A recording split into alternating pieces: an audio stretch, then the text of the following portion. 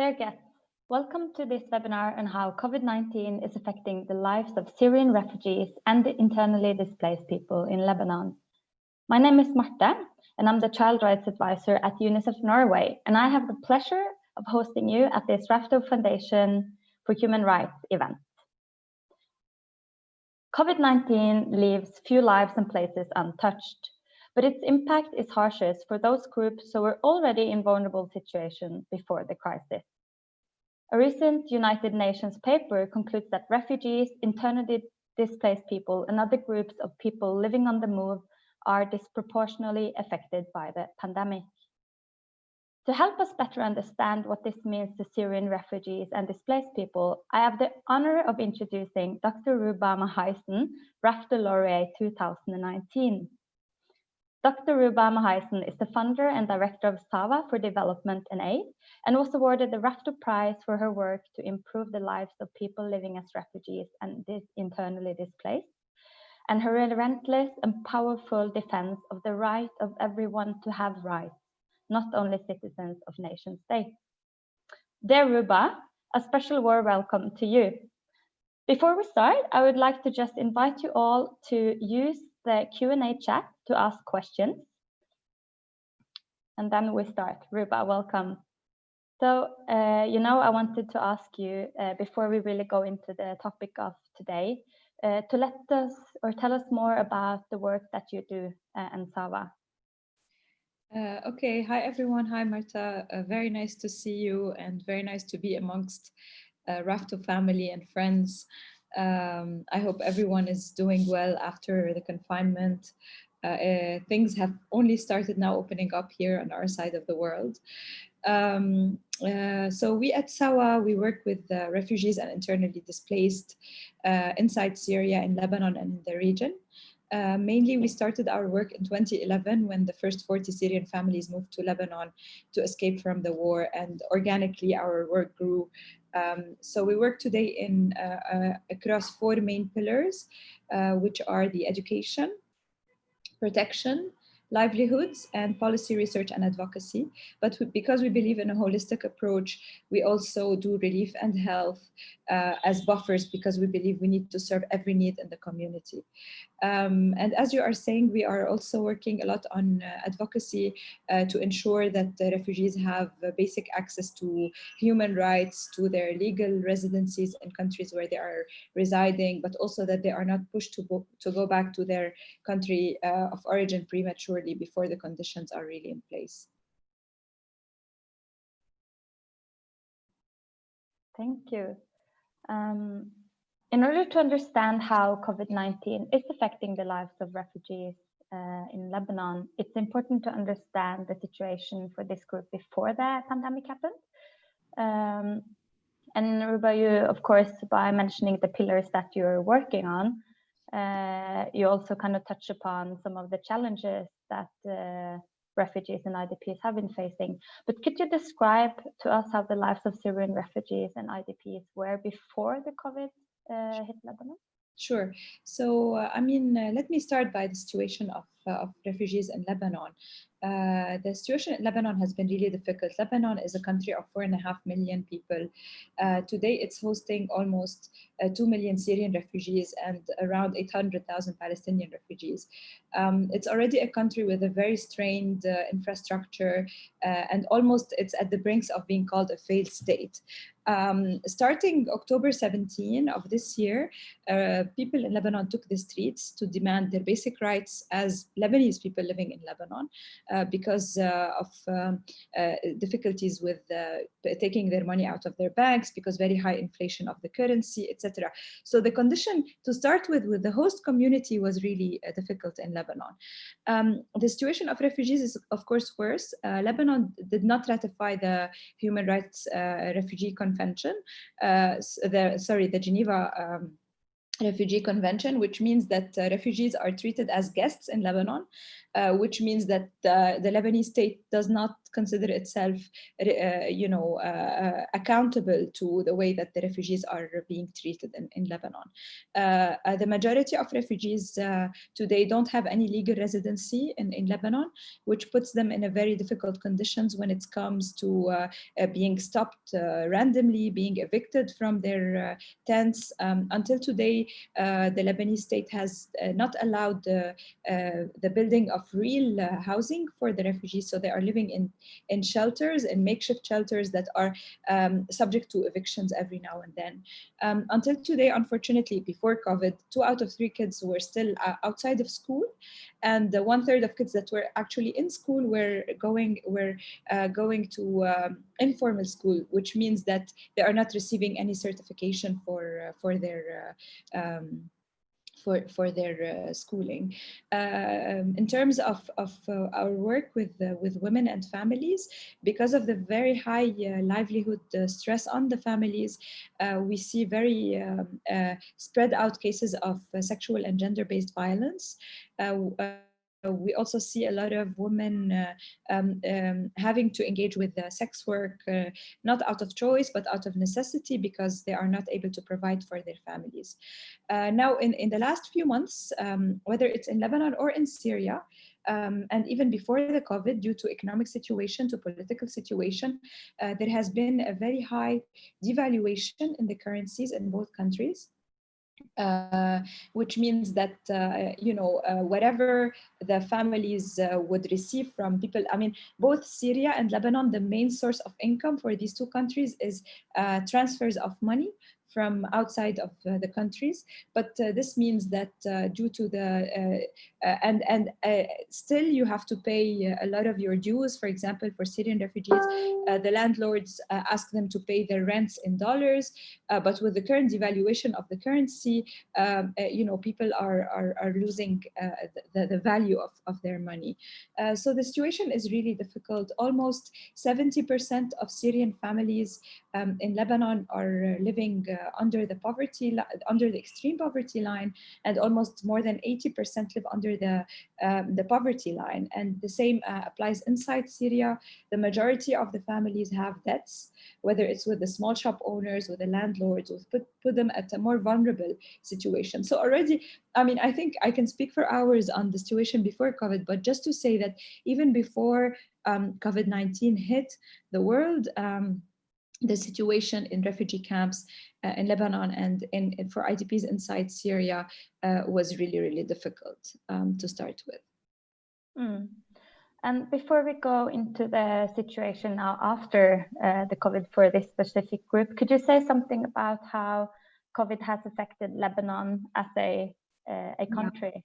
Sure. I mean, surely, like every other country in the world, COVID has became a threat for public safety and for health in general. So the Lebanese state in almost the mid of March took the decision to close down everything in the country. Lebanon, knowing that Lebanon has a very weak healthcare infrastructure, and the citizens knowing that their state will not be able to provide the healthcare needed, etc., everyone took the lockdown very seriously, and it was an extreme measure of lockdown. So it was the model that Italy adopted in the late phases of COVID. Lebanon adopted from day one. So everything was closed, of course, online schooling, malls, shopping centers, and there were curfews during the day. People couldn't go out except for specific hours. But additionally, people with cars could only go out every other day. So if your car ends with an odd number, you can go on Monday, Tuesday, for example, Monday, Wednesday, Thursday, etc., and the opposite. So it was really an extreme measure of lockdown. All borders were closed. But unlike states where, for example, people were compensated for their work, for example, for staying home, etc., this led to a huge majority of companies letting go of their staff, because, as I mentioned, already starting October, the economic situation in the country was really bad because of revolution, because of, because of the political elites putting their hands down on people's money, so people couldn't access money from their banks. So already there was a very difficult situation, and based on reports and from World Bank and others, today 70% of Lebanese population are in need of a food basket. So, and this was not the case. Previously, it was said 30 to 40% of the Lebanese population are in really terrible conditions, but now the number is much higher. When it comes to the lockdown, Syrian refugees were asked to be isolated even before the country was isolated.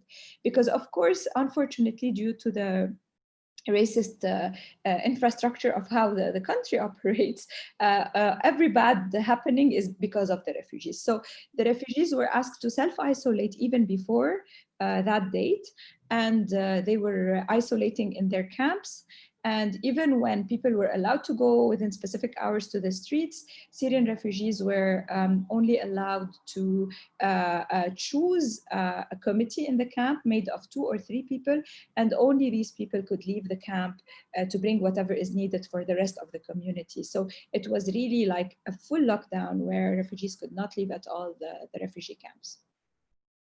Okay, so the situation you're describing even before COVID came was very serious and critical, and then Lebanon had a was hit hard and have put on great restrictions.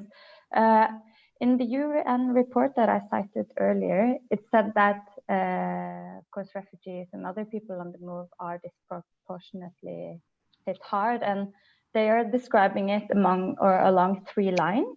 So they're saying that we see a health crisis, a socioeconomic crisis, and a protection crisis, and all of the things you've actually touched upon in what you've been saying now. But do you think this is crises that are kind of well describing also for the situation in Lebanon, and would you explain why? Sure. I mean, to start with, as I said, there was discrimination on the issue of refugees. First of all, the borders between Lebanon and Syria got closed. A lot of refugees, the healthcare system in Lebanon is really bad. UNHCR cannot cover for most of the cases. A lot of refugees are not registered. And the healthcare is extremely expensive in Lebanon. There isn't really a public system for Lebanese, let alone like talking about Syrian refugees. So a lot of Syrian families actually would move in between Lebanon and Syria. So if there is a health issue, if the person is not wanted by security forces in Syria, etc., they would go into Syria to get their healthcare taken care of in Syria. And there's a lot of split families between Lebanon and Syria. When the border closed between the 2 countries, the first thing that happened is that a lot of families were now split. So a lot of women and children were left in Lebanon, or a lot of women were left in Syria and left their kids if they are female heads of household. So there was already this situation of families not being able to take care of each other, like family members away from their families. The majority of Syrians in Lebanon work in the informal markets. These informal markets are usually black markets where they get very low pay for jobs. So they get paid $1 or $2 a day, where they would go to potato fields to work, where kids are sent to support in ateliers or craftsmanships, etc. So all of these kinds of works stopped because of COVID, of course. So the majority of refugees lost their ability to earn their daily income. In addition to this, a lot of refugees, as I said, were receiving money from their family members. Let's say if there is a refugee family in Sweden, and they would send like 50 euros a month to their family back in Syria or in Lebanon. But because of the difficult economic situation everywhere around the world, these families were not able anymore to send money back home. And even those who were registered with the UN and they would receive money, I mean, a very small portion would receive money from cash machines, they weren't allowed to leave the camp. So really, there was all of a sudden a real problem in resources. In parallel to this, the inflation in commodities in Lebanon, in food items and non-food items in Lebanon was almost 70% raise in prices. So, for example, you can go on our Instagram page or Facebook page, and there are very nice small videos where people are saying, well, I used to, I was able to buy X number of kilograms of tomatoes. Now I can buy one tomato. I mean, so even people, for example, for many months now could not buy any fruits, vegetables, meat, and this is the same applies inside Syria. So we are facing a real catastrophe, and organizations were not able really to deal with it because of the lockdown, because of the lack of funds. So I don't know if you have a question, because I can go on. Yeah. No, so that was my question. How do you work around this? If you could, yeah. Tell us more about that. Yeah, let me just mention also that, of course, kids were not able to access schools anymore, kids in refugee camps, and psychosocial support sessions, which used to be held in community, were not able. I mean, people who used to learn skills at centers were not able to go. So really, like everywhere around the world, all the activities stopped. But the only difference is that we are so privileged that when everything stopped, we were sitting at home with all of our resources, our food, our internet. I mean, imagine if you were stuck somewhere with no internet or with no food. So for Syrian refugees, for example, in a small tent, which is the size of one room in our homes, there would be 10 to 13 people in the same tent. So to start with, the idea of social distancing in the camps is completely out of question. There is no place for people to isolate in case someone has corona, but also in a lot of third world countries or developing countries, or whatever we want to call them. In Lebanon, for example, there was no testing. So, for example, when they come and tell you there are no cases of corona in refugee camps, there are no cases, very little cases in Lebanon, or no cases in Syria, it's because there are no tests being done. So, and even when people had the symptoms, because of fear of deportation, because of fear of racism and stigmatization, people would hide actually the fact that they had these symptoms. So I'll give you one example. One of the Syrian families, one of them had a headache. So they sent someone to get them Panadol, like Advil, or I don't know what you call it in Norway, but like to get them some medication for the headache. So that person went to the pharmacy to get the medication. So some people from the municipality saw that a Syrian is buying this medication. It means that they have a fever. It means that they have coronavirus. So the whole group of guys came to the community. They hit this family. They evicted them, and they asked the municipality to kick them out of the municipality. So these people were, thrown out, and it was after a lot of mediation with organizations like Sawa and activists that they were allowed back into their tent. But even though they were isolated in their camp, and a lot of similar things happened. If Syrians, for example, coming from another camp, they were caught outside the confinement, they were threatened to be deported. So all of this fear also meant that even if refugees had COVID, they would not declare it. We also noticed a very high number of cases of gender-based violence. People sitting all in one room with no resources, no ability to leave, immobility, frustration. Even like, imagine, Marthe, I mean, personally, I was thinking, what about the future? How am I gonna, what's gonna happen to my family? Yani, this precariosity and fear and these thoughts, maybe actually the refugees are a little bit more used to this, because it's been now 10 years that they cannot plan ahead of time. Maybe one of the things that Corona did is that, I cannot even compare our situation, but like maybe for the first time we felt 1% of how they are feeling in terms of the unknown and not knowing how to plan ahead, not knowing how much your resources will, but add to all of what they were experiencing, the stress of like Corona. So this increased gender-based violence, it increased tensions between the families in the camps. And unfortunately, we could not, the kids were at home, but even for me to have now a Zoom call, I need to have a safe space where, there is no sounds. I need to close my door, and we couldn't even we were thinking very deeply at Sawa, how can we turn our programs into online programs? Because first of all, there is no internet in the camps, there is no Wi-Fi. We couldn't convince a lot of donors that this is a real, like, internet today is a basic need, but come convince that to people, like to donors on the humanitarian, plus there isn't the space in the intent for a kid to open a laptop. There isn't electricity there. So it was all of these challenges. So really we were just trying to think, how can we create our programs so that we can think of all of these obstacles and still being able to access the refugees. And how have you been able to do that with all these obstacles and restrictions placed on you and the people you're working for? So first of all, we were able to get permission from the municipality to access the camps. Of course, don't forget that amongst these 3 months, there was 1 month of the month of Ramadan, which is usually a very important month, and people are fasting and they need, they need to be supported. So first of all, we were doing disinfecting campaigns in the camps, where we were disinfecting the camps and distributing hygiene kits, where we were able to forge access to water, because like a lot of international organizations have these amazing programs. Let's go and distribute soap in the camp.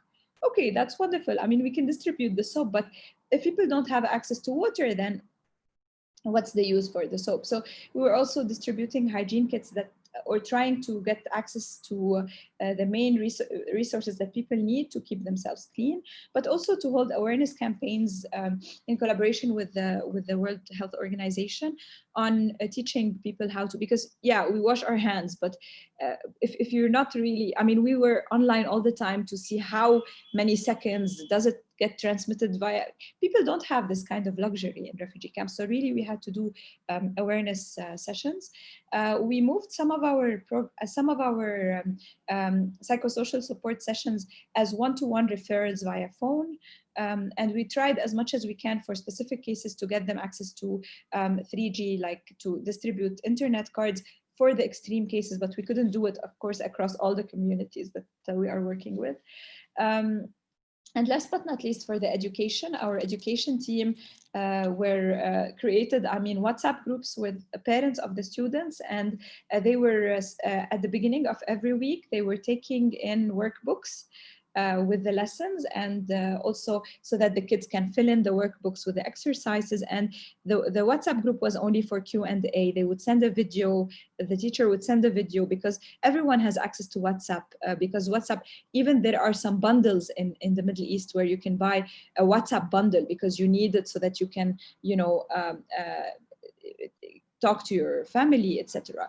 So that's one of the things that we were doing in terms of education. And at the end of the week, the teachers would collect these workbooks, mark them, see what's missing, and then prepare the workbooks for the next week. So really we had to be very creative, but we are still learning. And the same with Inside Syria. A lot of our workshops, a lot of our trainings turned online, with, of course, the restriction of internet, etc. But mainly we were focusing on food distribution and hygiene and disinfecting, because this is the most important at the moment. I'm so honored to hear about this, and really want to thank you for the work you're doing. And it's also very inspiring to see that you have to sit down and think about different ways of doing things, and the result you're achieving is amazing. So you talked about children, and I wanted to ask you, since I'm working with UNICEF, if you could describe the situation of children a bit more in detail. And you're mentioning a lack of education or formal education, and that you're providing them with at least an alternative.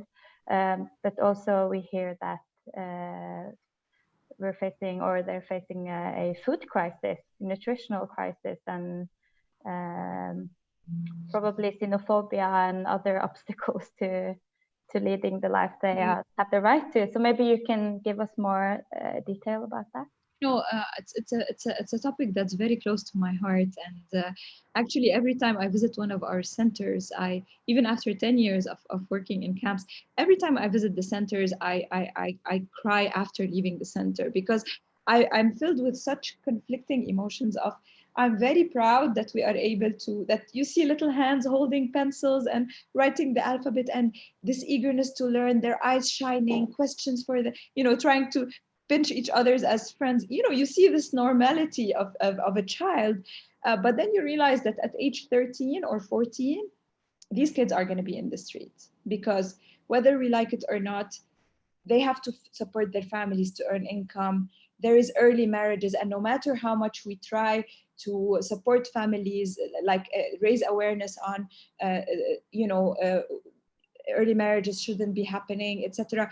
If we don't have an economic alternative for these families, what can you do? And at the same time, knowing that there is no formal channels. I mean, our retention support centers, the kids come to our centers, they get an accelerated learning program, and then we link them back to the schools that are run by the state so that at least they can get some sort of certification.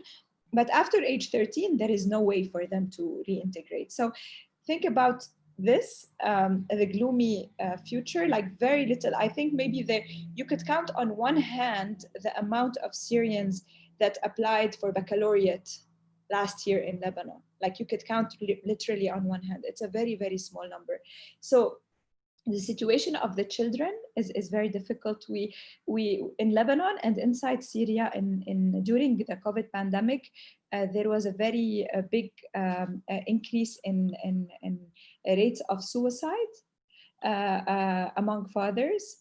Because of this idea of masculinity, of like, I have to provide for my family, this is my honor, I have to, we live in patriarchal societies where, there is still these gender roles that are very much in place. And for a father to feel like my family is gonna get kicked out into the street, I cannot provide for my children. And the same, even there are some Lebanese families where a few months earlier, one of the kids asked his father for $1, less than $1, to buy, because the teacher told them, can you get some money because we're going to get sandwiches from outside the school, like as form of activity. And when the father couldn't pay it, he simply committed suicide. So there's all these tensions on children, but also there is a big tranche of people that we are not thinking about, which are the youth. People like young men and women from age 13 to age 25 cannot dream, cannot plan their, I remember when I came to Rafto and I saw these student volunteers and how much they wanted, to do good and their plans, and everyone was taking me on the side to tell me, I'm applying to this master's and I'm gonna, it was really beautiful. But you come to the Middle East and you see these young men and women who really have no idea what their future will look like. They cannot, there is sexual frustrations. They cannot, not only, we are conservative societies in the sense of they can't get married at age 25, 30, 35 because they have zero income. They cannot leave their tent. They cannot engage in relationships because they cannot afford it. They cannot plan for their future. They cannot, so it's a very complex anger that is being built up. And what we do, even though it's a very little chunk of the work, is to try to create hope by giving people the tools. It's not enough to do peace building, like bringing people and putting them in one room. You need to give them the tools, and you need to give them the resources and the tools for them to take ownership over their own lives and decide for themselves what they want.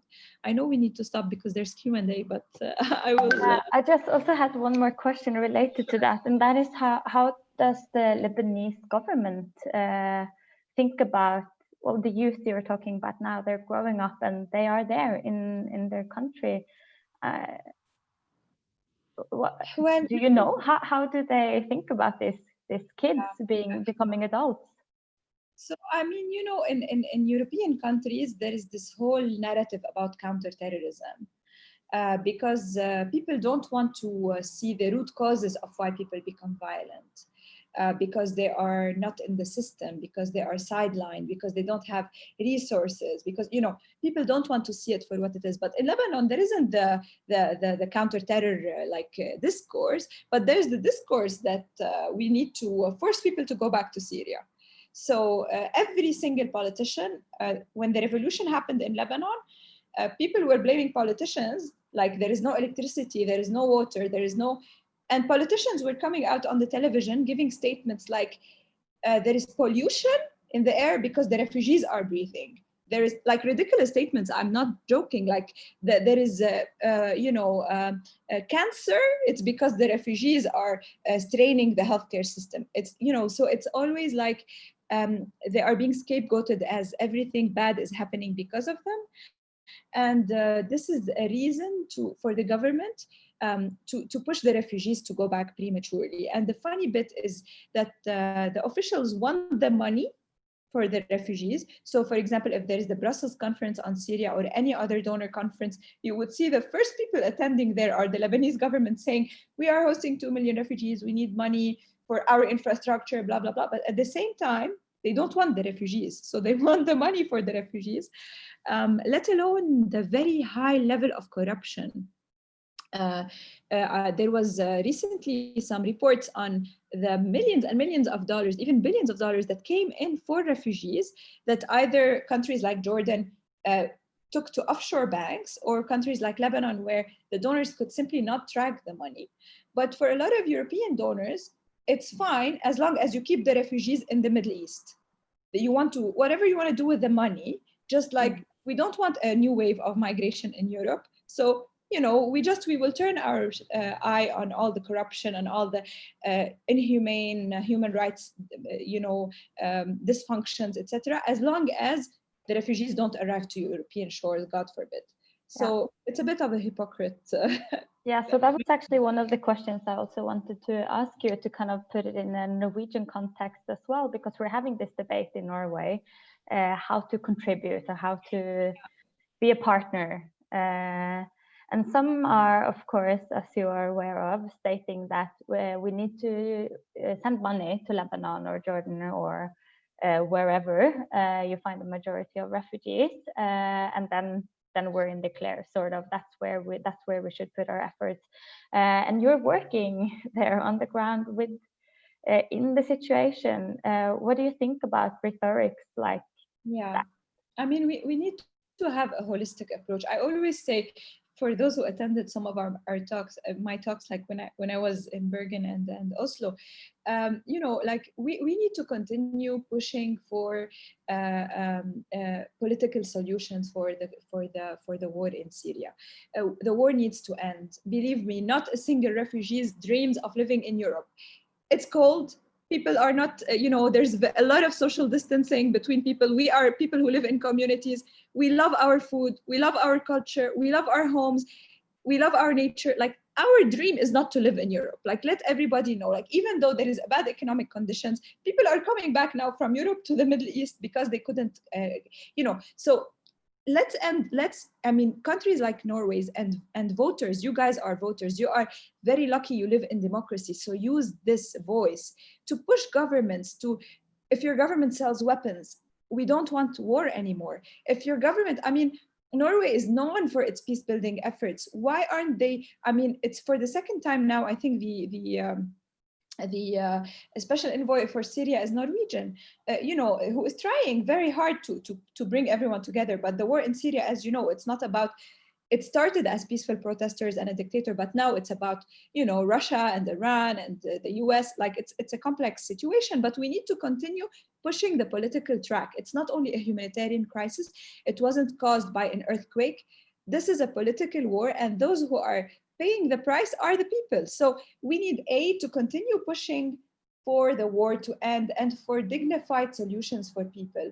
But we cannot send people prematurely to die. We cannot send people to be detained. We cannot send people, we need to find durable solutions. And part of the durable solutions, yes, is to continue working in host countries, continue supporting host countries. But you have to push also and hold your, this is your taxpayer money, by the way, Marthe, this is your taxpayer money. So you need to push also your donors your institutions to hold people accountable on where the money is being spent, but also to work directly with local civil society instead of working with international organizations with huge overheads, instead of giving money to governments, to work with community organizations where the money is going directly to the people. But last and not least, not to forget that part of the solution is also resettlement. A country of 4 million. I mean, I came to Norway, it's beautiful, and you have so much space, you know. So there should be a burden sharing, not only in the Middle East, but why do countries like Italy and Greece have to pay the price because they are on the Mediterranean, and other countries with much more money, with much more abilities, will not host people? So we need to continue pushing for that. But also, as I always say, simple things like now all around the world, we are educating ourselves about racism. I'm educating myself about racism. There's a lot of things that I used to do that are racist towards maybe Black people, racist towards certain races that I don't know enough about. So also maybe the racism question needs to be, I don't know enough about Norway, but in all countries, we need to maybe bring this subject up. I was having dinner with a friend yesterday, and her nieces her sister and nieces are in Sweden. They are Syrians from Aleppo, and she was telling me, like, Rouba, I am Christian. My sister is Christian, and her daughters are Christian, and they go to church with the school. They read the Bible with the kids, and just because they don't look blonde and blue, because they don't look Scandinavians, they are being so bullied at school. And she told me, like, this is let alone talking about, for example, women that are coming from other backgrounds, or so it's also about opening this discourse, because maybe we cannot change the world and we cannot change all the systems and change all the laws, but there are little things that we can do to hold ourselves accountable, our communities accountable, and to hold the people in power accountable for what they are doing, especially if you are living in a democracy where your vote really counts. Yeah, I just agree with everything you say. So, okay, so I wanted to remind people that they can ask questions in the Q&A, and we have some questions already, some of which we have been discussing. Do you see them, Rouba? Or here's a question from Dalia. I would like to answer. It's about yes. Should I? I will. Yeah. So the question is, how are women and girls coping with their periods, right? Sure. So this is a very important question. Thank you, Dalia, for asking. And actually, now the real problem is after COVID is that a lot of the humanitarian funding, a lot of the funding that we used to have for issues like sexual and gender-based violence, for issues of menstrual health and others, a lot of the donors now are forcing us to shift the funding towards food baskets. As always, gender issues and women's issues and women's rights issues are the first to go to the background. So whenever there is something happening, these issues become all of a sudden not a priority. So we are really fighting hard to maintain this as an issue of priority. Sexual and health and education and support is extremely important. As reproductive health is extremely important. Usually, I don't want to go into the logistics, but usually the people use washable pads or things like that because they can't really afford. Usually we used to distribute, but now people would tell us, we can sort that out, but just get us the food on the table. But there is a huge need still to talk about this issue and to work on it. So we are pushing really hard on that front as well. Okay, we have more questions. One we haven't talked that much about, so I wanted to go into that. How do you prepare the younger generation for return and rebuilding the country? Everything we are doing today is to try and prepare people when and if return is safe, dignified, and voluntary for them to go back, whether it in terms of getting skills that they need, whether it in terms of getting the education they need, but also in terms of looking at issues of identity issues. For example, a lot of people in the camps, they don't know anymore where they are from. So you ask them, where are you from? And they say, I'm from Camp 01. No, you are from Aleppo or Damascus. These are the oldest inhabited cities in the world. You are from Hama or Homs. Yani. There is even the issue of identity, because kids get so much bullied at school that, for example, they adopted the language of the Lebanese accent. Like they speak Arabic with a Lebanese accent at school because they don't want to be bullied by their friends at school. When they are returning back to Syria, they are now the new kids there, and now they are speaking with a Lebanese accent. Now they are being bullied for not knowing enough about their country, for not. So it's also about how to maintain their pride about their heritage, and that, you know, this is something that they should be proud about, how to know their music, to know their, like, for example, we have a program called the Harmonics Education Program, where through that program, we want to introduce to the kids their own music, their own, and we use it also for psychosocial support purposes, because, you know, music is really, you know, great for this. So, so there's a lot of preparation, and we think that everything we are doing is hopefully so that the younger generation can rebuild a Syria that is better than the one that they cannot have access to today. Yeah. We have 5 minutes left, so I wanted to kind of give you the opportunity. I know you have a lot to tell us and educate us on. So if there is anything you would think would be a good thing to address for these last couple of minutes, you have the opportunity now. Thank you, Dalia. I think Dalia is, I'll read it later, but I will definitely take a note. It's about an organization that, yeah.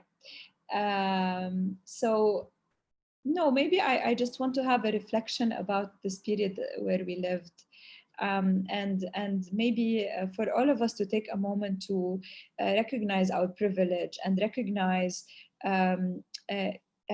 you know, privilege is responsibility at the end of the day. This is how I think about it. So I think COVID showed us how fickle life is, and how in a splint, you know, it's I don't know, I read somewhere like the virus itself is so small that you cannot detect it. But it created, like, it made the whole world stop. So this is how much fickle our lives are. So I think it was a good moment for all of us to reflect that any of us can be hit, but we will not all be hit in the same way.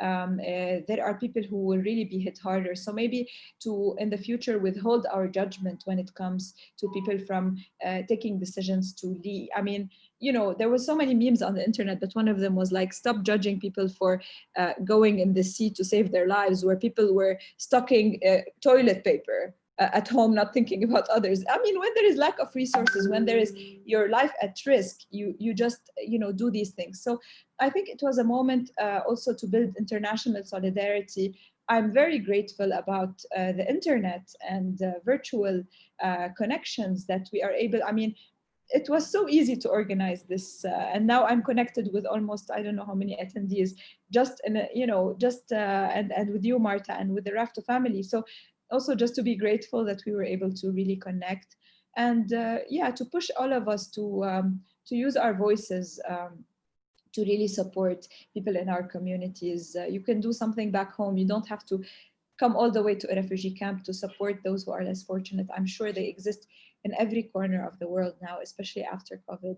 And to continue to remember Syrian people, because it's been 10 years now, and unfortunately, there is no indication that things are going to get better anytime soon. So I think I'll just leave it at that. And thank you so much also for hosting me, and for, you know, this great moderation, Martha.